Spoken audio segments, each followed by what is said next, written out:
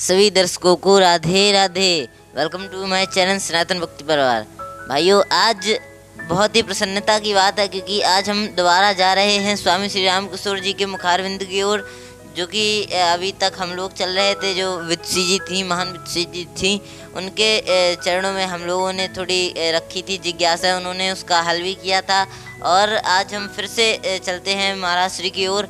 तो आज एक बहुत ही अच्छा प्रश्न आया है। वैसे प्रश्न तो बहुत दिनों का पड़ा हुआ है, इसके लिए क्षमा चाहेंगे क्योंकि बहुत ही व्यस्तता के कारण इसका उत्तर हम आप सभी लोगों को नहीं दिला पाए। ये चंचल जी का कोई प्रश्न है। इन्होंने लिखा है, जय श्री कृष्णा, आपका कोटि कोटि धन्यवाद। महाराज जी, कृपया ग्रस्तों के लिए प्रातः 4 बजे से रात तक की पूजा पाठ एवं आहार विहार और योगासन आदि की दिनचर्या बताने की कृपा करें, आपकी महान कृपा होगी। धन्यवाद। जय श्री कृष्ण। तो देखिए कितना अच्छा प्रश्न है। इन्होंने मतलब ग्रस्तों के लिए दिनचर्या मुख्यतः पूछी हुई है। तो चलते हैं हम महाराज श्री के चरणों की ओर और देखते हैं इसका क्या महाराज जी बताते हैं। सच्चिदानंद रूपाय विश्वोत्पत्त्यादिहेतवे तापत्रय विनाशाय श्रीकृष्णाय वयं नुमः। ओम श्री राधा कृष्णाभ्यां नमः।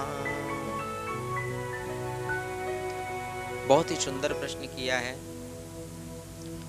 और प्रश्न इतना गंभीर है कि हर व्यक्ति को सुनना चाहिए। पूछा गया है कि गृहस्थों के लिए प्रातः काल से रात्रिकालीन तक की जो दैनिक दिनचर्या है उस पर प्रकाश डाला जाए एवं आहार विहार क्या है उस पर भी प्रकाश डाला जाए। देखिए, संसार में जितने प्राणी हैं वो कई भागों में बटे हुए हैं। हम संतों की भी यदि बात करेंगे तो उनकी भी जो दिनचर्याएं हैं उनमें परिवर्तन है, और गृहस्थों की तो बात ही नहीं। इसलिए हम अगर कोई भी ठोस उत्तर देते हैं, यदि शास्त्र सम्मत भी देते हैं, तो उस पर चलना बड़ा कठिन हो जाएगा। बहुत से ऐसे नियम हैं जो शास्त्र सम्मत हैं, जैसे कि ब्राह्मणों के लिए बताया गया कि अपने निज निवास से घर से 3 मील की दूरी पर वो जाकर के शौच क्रिया इत्यादि करे, वो भी जमीन के अंदर उसको दबाए। तो हमारे कहने का मतलब है इतना धार्मिक तो कोई नहीं चल पाएगा। हम उन विषयों की बात करेंगे जिन विषय को हम लोग अपने जीवन में ढाल सकते हैं। गृहस्थों के लिए वर्तमान में हमारे परम पूज्य स्वामी श्री, मैं तो उनको साक्षात भगवान का ही अवतार मानता हूँ, श्री प्रेमानंद जी महाराज, उनके द्वारा भी बहुत सी नियम बताए गए हैं, बड़े बड़े संतों के द्वारा बताए गए हैं, एवं जो मैं अपने जीवन में घटित हो रहा है या जो कर रहा हूँ, मैं उस आधार पर आपको बताने की कोशिश करूँगा। सबसे पहले बात समझिएगा कि जो व्यक्ति ब्रह्म मुहूर्त में नहीं उठता है वो 2 प्रकार की संपदा से वंचित रह जाता है। कौन कौन सी संपदा? वो है एक आध्यात्मिक संपदा और एक है भौतिक संपदा। और संपदा 3 होती है। एक होती है दैवीय संपदा। एक बड़ा अच्छा श्लोक है, दैवीय संपत्ति विमुक्षाय निबंधायाः सुरीमताः। जो व्यक्ति ब्रह्म मुहूर्त में नहीं जागता है, शय्या त्याग नहीं करता है, वो हर हालत में दैवी संपदा से विमुख रहता है। तो हमारे कहने का मतलब है कि हर व्यक्ति को प्रातःकालीन ब्रह्म मुहूर्त में जाग जाना चाहिए। मुहूर्त कितने होते हैं ये काल गणना में आ जाएगा। आगे चल करके निरंतर जुड़े रहिए, देखिए सब कुछ मिलेगा, लेकिन एक दिन में सब कुछ नहीं मिल सकता। ब्रह्म मुहूर्त कितने बजे होता है? तो लोग कहते हैं 4 बजे होता है। ऐसा नहीं है। ब्रह्म मुहूर्त है जिस समय आपने सुना होगा कि प्राचीन काल में, अभी 30-35 वर्ष पहले भी सुना होगा तुमने, मुर्गा बोलते थे। तो मुर्गा अपने ब्रह्म मुहूर्त में बोलता है। हाँ, लगभग 4 बजे का समय होता है, लेकिन 4 बजे कन्फर्म नहीं कह सकते, क्योंकि जब गर्मी होती है, गर्मी की सीजन होती है, उसमें परिवर्तन हो जाता है। तो 4 बजे बहुत प्रातःकालीन, कहने का मतलब है लगभग 4 बजे के एर फेर का समय होता। उसमें व्यक्ति को हर हाल में शैया का परित्याग कर देना चाहिए। इसके बाद में शैया पर बैठे उठ करके अपने माता पिता, गुरु और इष्ट का स्मरण करना चाहिए। दोनों हाथ को खोल करके कराग्रे वस्ते लक्ष्मी, कर मध्य सरस्वती, कर मूलेत गोविंदाय प्रभाते कर दर्शनम। इस मंत्र का उच्चारण करके दोनों हथेलियों को अपने मुख मंडल पर लगा करके इसको एक चूमना चाहिए। धरती माँ के चरण स्पर्श करने के बाद लघु शंका इत्यादि जो छोटे कार्य हैं उनसे निवृत्त होकर के गुनगुना जल पीना चाहिए। गुनगुना जल, और एक सांस में ना पी करके धीरे धीरे करके और वज्रासन में बैठ करके पीना चाहिए। क्या होता है, इससे हमारे पेट की जो है, हमारे जो अंग हैं, आंत वगैरह, इनकी सफाई अच्छी से हो जाती है, मल त्याग हो जाता है अच्छी तरीके से। इसके बाद में व्यक्ति को स्नान, अपने शौच करने के बाद, स्नान इत्यादि नवीन वस्त्र धारण करने के बाद भगवान के श्री विग्रह के समक्ष बैठ करके पूजा करनी चाहिए। अब यहाँ पर कई प्रकार के लोग हैं। देखिए, हमारे भारतवर्ष में भगवान के स्वरूपों की 5 तरह से पूजा की जाती है। पहला स्वरूप पर, दूसरा है विभव, तीसरा है व्यूह, चौथा है अंतर्यामी और 5वां है अर्चावतार। ये 5 स्वरूपों की पूजाएं होती हैं और ज़्यादातर इसमें अंतर्यामी और अर्चावतार की पूजा करने वाले लोग भारतवर्ष में ज़्यादा मिलेंगे। अंतर्यामी में कौन आते हैं? जो कहते हैं सिया राम मैं सब जग जानी, कण कण में भगवान का विराजमान देखते हैं, हर जगह भगवान को देखते हैं। लेकिन जो प्रेम मार्गी लोग हैं, देखिए इस संसार में मुख्यतः 3 प्रकार के लोग हैं, ज्ञान मार्गी, प्रेम मार्गी और एक और हैं वो जो चार बाग ऋषि के अनुसार, उनकी कोई हम गणना नहीं करते हैं, क्योंकि यहाँ जो सनातन की चर्चा कर रहे हैं वो बहुत गंभीर चर्चा है। तो जो ज्ञान मार्गी लोग हैं उनको, और प्रेम मार्गी लोग हैं उनकी हम चर्चा करेंगे। ज्ञान मार्गी लोग भगवान को ऐसे ही बिना विग्रह के समक्ष पूजा करते हैं, वो उनकी इच्छा है। लेकिन मैं अपनी यदि बात करूं, मैं भी गृहस्थ रूप में हूं, तो गृहस्थ, हमारा भी गृहस्थ परिवार है, गृहस्थ धर्म से मैं हूं। तो गृहस्थ में अर्चावतार सर्वोपरि है, क्योंकि जब हमारे उद्धव जी जैसे बहुत बड़े ज्ञानी गुरु बृहस्पति के परम शिष्य, उन्होंने भी जो निराकार ब्रह्म की पूजा किया करते थे, भगवान को सर्वव्यापक मानते थे, और अंत में जब ब्रज मंडल में ब्रज गोपियों के पास गए तो उनका भी सारा का ज्ञान धरा का धरा रह गया। वो समझ गए कि साक्षात भगवान श्री कृष्ण ही परम ब्रह्म हैं। इसलिए ये मन हमारा बड़ा चंचल होता, मन की एकाग्रता के लिए आवश्यक है विग्रह। तो जो मैंने बताया अंतर्यामी और अर्चावतार, अर्चावतार में किनकी स्वरूप की पूजा होती है उनको भी समझ लीजिएगा। जैसे भगवान श्री राधे कृष्ण जी हैं, सीताराम जी हैं, भगवान शिव हैं, या जो भी आपके इष्ट हैं, उनकी मूर्ति की पूजा करनी चाहिए। और ये पूजा जो है बहुत ही विधि विधान से होनी चाहिए। ये कब है? ये ब्रह्म मुहूर्त के बाद जो मैंने क्रियाएं बताई उनको ध्यान में रखते हुए पूजा होनी चाहिए। पूजा विधि विधान से होने के बाद में फिर उसके बाद में पाठ है। पूजा अलग है, पाठ अलग है।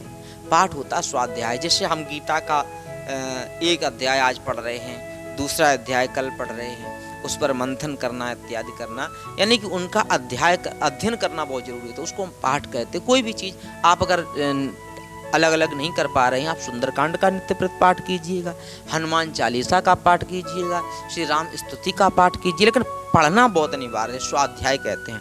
यद्यपि स्वाध्याय विस्तार पूर्वक होना चाहिए। स्वाध्याय के बाद में है नाम जप। यद्यपि नाम जप हमेशा चलना चाहिए, लेकिन हम जानते हैं लोगों को ये हो नहीं पाता है साधारण, लेकिन फिर भी पूजा के समय नाम जप आप अवश्य करें। नाम जप इत्यादि हो जाने के बाद में भैया अब आया है हमारा प्राणायाम। क्यों कि सामने जिस विग्रह की हमने पूजा की है, उन विग्रह को हम योग के द्वारा भी देखना हमारे लिए आवश्यक होता है। और योग में भगवान को, योग मतलब होता है जोड़, योग मतलब लोग कहते हैं योगासन, लोग व्यायाम को योगासन कहते हैं। योग अलग है, योग के आसन हैं, और व्यायाम के ये दंड है, बैठक है इत्यादि जो होते हैं, ये व्यायाम की व्यवस्था है। और जो प्राणायाम है, ये हमारी जो पंच प्राण होते हैं, इनकी एक विशेष कसरत होती है, प्राणों का आयाम।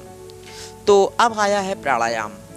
योग के द्वारा भगवान को अपने अंतःकरण में, अथवा यूं कहें कि आज्ञा चक्र पर देखना, हम तो अंतःकरण भी कहेंगे। अब ये विषय देखो हम एक शब्दों में बोल नहीं पाते हैं। अब जैसे ये चंचल जी ने प्रश्न किया है, तो मैं आपको बताऊं, इसीलिए गुरु की आवश्यकता होती है। इस विषय को मैं थोड़ा बंद कर रहा हूं, थोड़ा समझना। इसीलिए गुरु की आवश्यकता होती है। अब आप किस गृहस्थ से हैं, संन्यास दीक्षा में हैं या कैसे हैं, तो मैं आपको कैसे किस भाव से बता सकूं। ये सारी लोगों की समस्याएं, कोई कुछ करता है, कोई कुछ। तो गुरु के पास जब से चल करके आता है, तो वो उसके अनुरूप और एवं वेद के आधार पर, शास्त्रों के आधार पर उसको मिलाने की कोशिश करता है। धीरे धीरे ऐसा समय आता है कि वो दैनिक दिनचर्याओं में वास्तविक जो है शास्त्र सम्मत वो आ जाती है, एक बार नहीं आ पाती। तो आइए हम अपनी बात करते हैं। हमें लोगों को प्राणायाम करना चाहिए। प्राणायाम 13 प्रकार के होते हैं, लेकिन मुख्यतः 7 प्रकार के प्राणायाम वर्तमान में हमारे महर्षि पतंजलि जी ने भी उनको निर्धारित किया है। और आपने बाबा योग ऋषि, वर्तमान के बहुत बड़े महान तपस्वी, हम तो कहेंगे बहुत महान ऋषि हैं, योग ऋषि हैं संसार में। उनको योग ऋषि की उनको उपाधि मिली हुई है, बाबा रामदेव जी। तो उन्होंने भी 7 प्रकार के प्राणायाम बताते, उनको करिएगा।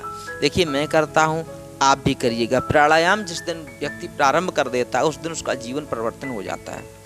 प्राणायाम के बाद में हमें योग में बैठ जाना है, और ये स्वयं यदि कर सको तो ठीक है, अगर ना कर सको तो जो आपके पास पड़ोस में कोई योग गुरु हो, उनके आपको शरणागति होना चाहिए, वो आपको सब करके बताएंगे। और योग के बाद में तब तक अब हो जाता है समय प्रातःकालीन सूर्योदय का। ये कार्य सब पहले हो जाना चाहिए। जैसे सूर्योदय होता है तो सूर्य उगने के कुछ समयों परांत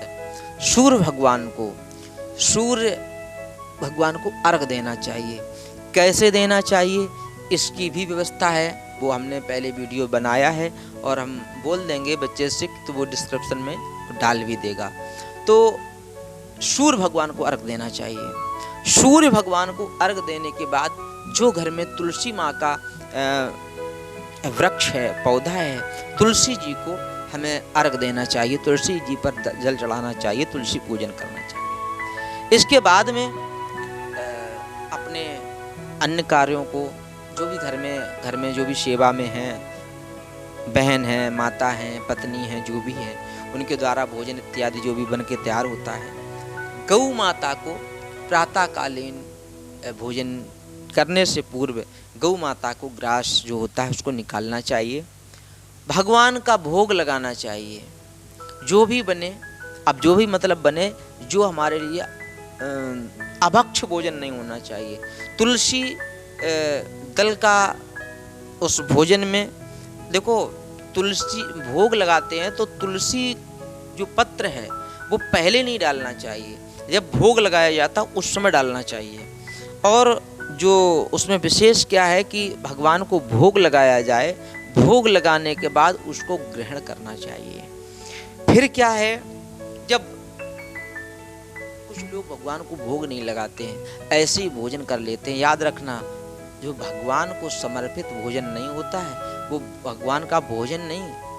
अब हम उनके लिए मनुस्मृति में ये तो बहुत कुछ कहा गया है, लेकिन हम उन चीज़ों का वर्णन नहीं करेंगे। लेकिन इतना समझ लीजिएगा, किसी भी हालत में भगवान को भोग लगाए बिना आपको एक भी अनाज का कण ग्रहण नहीं करना चाहिए। एकादशी को कभी भी अनाज नहीं ग्रहण करना चाहिए, ये भी बताया है मैंने। इसकी भी विस्तृत जानकारी आप लिंक में देख सकते हैं। तो भोजन करने के बाद भोग मंत्र का भी प्रयोग अवश्य करें। त्वदीयं वस्तु गोविंदे तुभ्यमेव समर्पये ग्रहण सम्मुखो भूत्वा प्रसीद परमेश्वरः। भोग लगाने के बाद स्वयं को भी भोजन प्रसाद ग्रहण करें। इसके बाद में अब आपकी जो घर गृहस्थी के कार्य हैं, जैसे आप गृहस्थ में हैं, ऑफिस का कार्य है, ऑफिस में जाएं, रिश्वत इत्यादि लेने से बचें। कोई ऐसा कार्य ना करें जो धर्म के विरुद्ध आचरण में हो। खेत खलियान के काम है, यदि किसान हैं आप तो वो करें।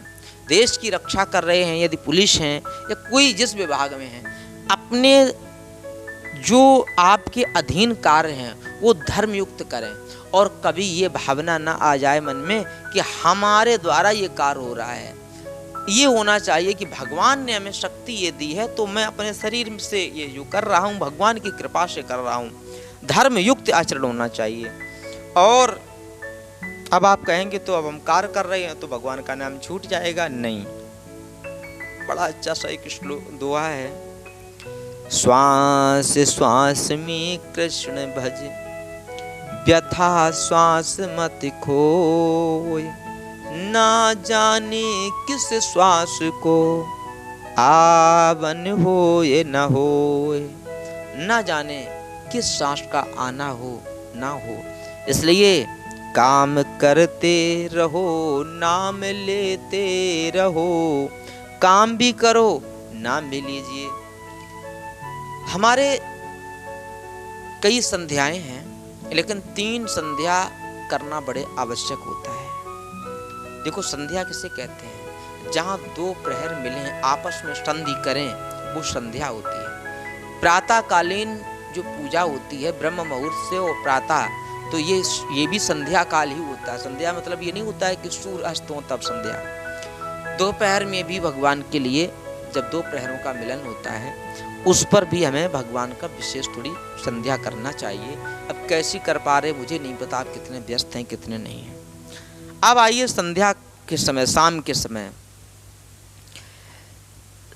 सूर्य अस्त होने से लगभग 1.5 घंटे पूर्व व्यक्ति को पुनः स्नान करना चाहिए।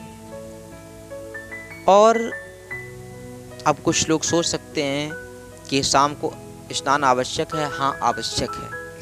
होता क्या है कि हम लोग कई जगह घूमते हैं, घर में तो स्वच्छता हम लोग रख सकते हैं, लेकिन कई जगह कई लोग थूक देते हैं, कहीं मलमूत्र पड़ा होता है, हम लोग धोखेधड़ी में हम लोग अनावश्यक जान नहीं पाते हैं मतलब, और हम लोग अपवित्र अवस्था में हो जाते हैं। इसलिए भगवान के अर्चावतार के सम्मुख प्रस्तुत होने से पूर्व हम लोगों को स्नान कर लेना चाहिए। दिन में शौच इत्यादि भी कभी कभी ऐसी स्थितियां हो जाती हैं, अगर शौच अगर गए हैं तो भी स्नान कर लेना चाहिए। करके स्नान करने के बाद फिर हमें आपको पद्मासन अथवा अर्ध पद्मासन बैठ करके योग के द्वारा भगवान की आराधना करना चाहिए, भगवान का नाम जाप करना चाहिए। और अब हम पूरी बात इसलिए नहीं बता सकता हूँ क्योंकि ये सब गुरु शिष्य की परंपरा के बीच में आती हैं। तो जो गुरु प्रदत्त है, जो उपासना विधि बताई गई हो, जैसे आपको संध्या उपासना बताई गई हो, वो कार्य करना चाहिए। उसके बाद में अपने घर गृहस्थ में ये बोल देना चाहिए कि हमें सूर्य अस्त से पूर्व, देखो संतों के लिए सूर्य अस्त होने से पूर्व भोजन हो जाता है, सूर्य अस्त के बाद भोजन नहीं है। विश्वास ना हो तो आप महर्षि हमारे चक्रावतार जी महाराज जो हुए हैं निम्बारकाचार्य भगवान, उनको आप देखिएगा। सूर्य अस्त हो गए तो भोजन संतों के लिए नारद जी को मना कर दिया था। हमारे कहने का अभिप्राय ये है कि किसी भी प्रकार से संतों के लिए, गृहस्थों को उचित जो है शास्त्रानुसार सूर्य अस्त के बाद में भोजन नहीं। हालांकि आज के समय में 11-12 बजे रात में लोग भोजन करते हैं, तो मैं उनकी बात नहीं कर रहा हूँ, लेकिन पहले कर लेना चाहिए और हल्का भोजन करना चाहिए, जिससे कि प्रातःकालीन समय से उठा जा सके। और शाम को कर लेना चाहिए। अब घर गृहस्थी में जैसी आरती की व्यवस्था है, आरती इत्यादि कर लेना चाहिए। आरती के बाद समय से निद्रा यानी कि सो जाना चाहिए। आज के समय में सोशल मीडिया का युग है, लोग मोबाइल पर भी टाइम देते हैं, तो मोबाइल पर भी उतना ही टाइम देना चाहिए, अधिक नहीं। अब आप कहोगे महाराज शास्त्रों में थोड़ी ना मोबाइल की बात। अब शास्त्रों के आधार पर मैंने पहले कह दिया था कि कोई भी इतना विधि विधान से नहीं कर सकता, लेकिन जो वर्तमान में परंपराएं हैं, चंचल जी मेरा आपसे निवेदन है, यदि आपको विस्तृत जानकारी चाहिए तो आप हमसे पर्सनल आकर के हमारे आश्रम पर मिल सकते हैं। आप नंबर आपको कोई ना कोई शो करवा देंगे हम, वो नंबर पे आप संपर्क कर लीजिएगा, या आईडी पर जो जिस आईडी पे आप सुनते हैं उस आईडी पे संपर्क करने की कोशिश करें। गुलशन सनातनी नाम का जो बच्चा है वो आपको पूरी मिलने की विधि विधान बता देगा, तो फिर अच्छा रहेगा। सारी चीज़ें हम लोग सोशल मीडिया पर इतना ओपन नहीं कर सकते हैं। तो इस प्रकार से हमारा पूरा दैनिक दिनचर्या प्रातःकालीन, फिर वही ब्रह्म मुहूर्त में उठ जाना चाहिए। हाँ, एक बात और, शाम को निद्रा के समय जब सोने जाओ तो एक बार पुनः भगवान का स्मरण करके और भगवान का नाम जाप करके और एक मंत्र और बोल दीजिएगा, कृष्णाय वासुदेवाय हरे परमात्मने प्रणत क्लेश नाशाय गोविंदाय नमो नमः। इस मंत्र के जाप से शाम को 5 बार 11 बार जितना हो सके आप बोलें, और भगवान से यही प्रार्थना करें कि हमारे जो अंदर क्लेश है उनका नाश करिएगा, तो इतनी शांति मिलेगी कुछ कहने को नहीं।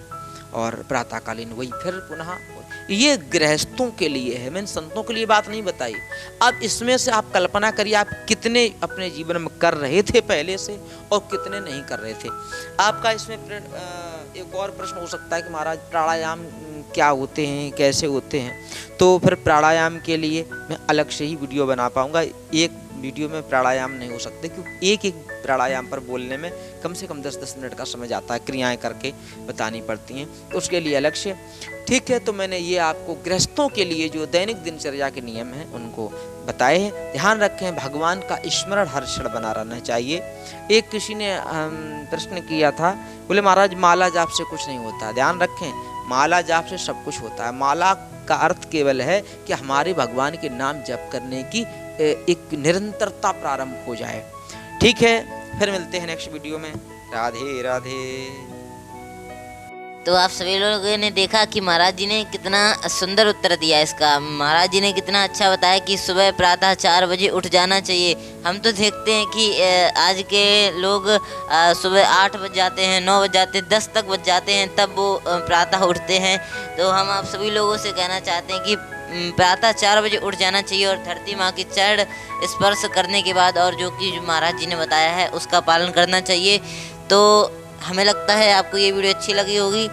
ऐसी ही और वीडियो पाने के लिए हमारे सनातन भक्ति परिवार चैनल को सब्सक्राइब करें और इस वीडियो को लाइक, कमेंट, शेयर करना ना भूलें। ऐसी ही और वीडियो पाने के लिए फिर से कह रहा हूँ कि हमारे सनातन भक्ति परिवार चैनल को सब्सक्राइब करें। जय श्री राधे, जय श्री कृष्णा।